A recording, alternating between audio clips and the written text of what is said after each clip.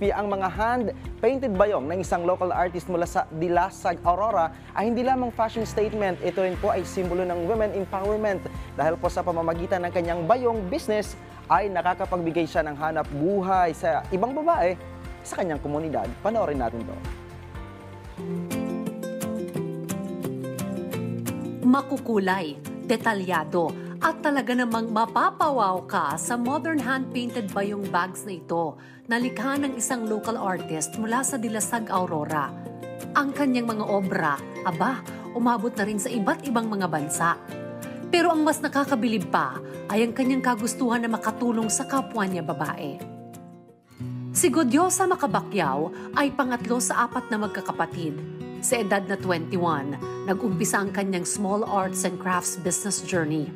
Nagsimula siya sa pagtanggap ng mga art commissions tulad ng paintings at digital illustrations hanggang sa pasukin na niya ang paggawa ng mga bayong bags.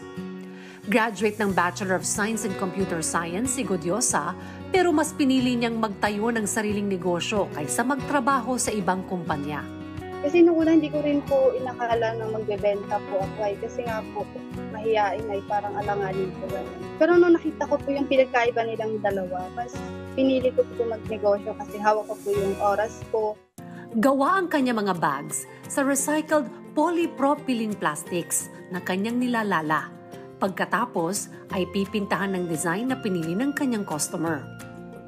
Maliban sa iba't ibang kulay at laki, mayroon din siyang handmade sling bag, pouch, wallet, at pasiking o nap basket na kalimitan namang ginagamit ng mga magsasaka. Sa loob ng halos 3 taon, libu-libong handmade bags na ang kanyang naibenta.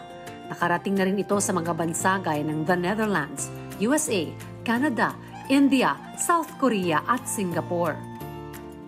Maagang namulat sa buhay si Godiosa, kaya gano'n na lamang ang kanyang pagpupursige upang makatulong sa kanyang pamilya.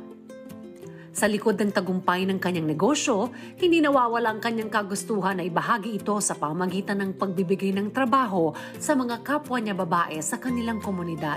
Nakakatulong na po ako dito sa community po namin sa Dilasag na makapag-provide po ng pwedeng pagkakitaan or hanap buhay po. Sa pamilya ko naman po, nakakatulong na po ako financial.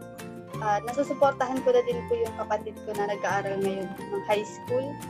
At meron pong pinapatayong bahay. Pero hindi naging madali ang lahat para kay Godiosa. Bago pa man siya mag-umpisa, nakaranas siya ng anxiety matapos mamatay ang kanyang panganay na kapatid.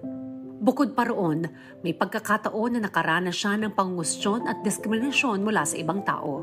Ang na-experience ko po is yung may pinag-aralan ka tapos nagnegosyo ka lang, ganun. Yung parang binababa po nila yung tingin nila sa isang tao. Pag alam po nilang nakapag-aral, sayang pinag-aralan mo, ganun.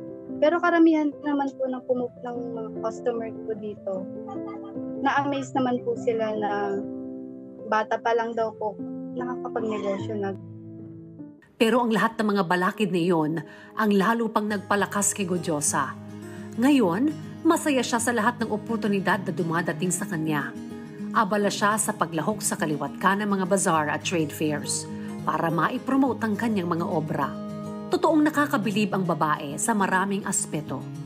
Isa lamang ang kwento ni Godiosa sa maraming istorya ng mga kababaihan na dapat nating mapakinggan. Gusto ko lang po sabihin na ipagpatuloy po nila. Hindi porket babae is panghihinaan po sila. Na hanggat merong isang naniniwala po sa kanila, magpatuloy lang po sila. Singkulay na mga larawan sa kanyang mga bayong bags, ang mga pangarap ni Godiosa para sa kanyang sarili, maging sa iba pang kababaihan ng kanyang komunidad.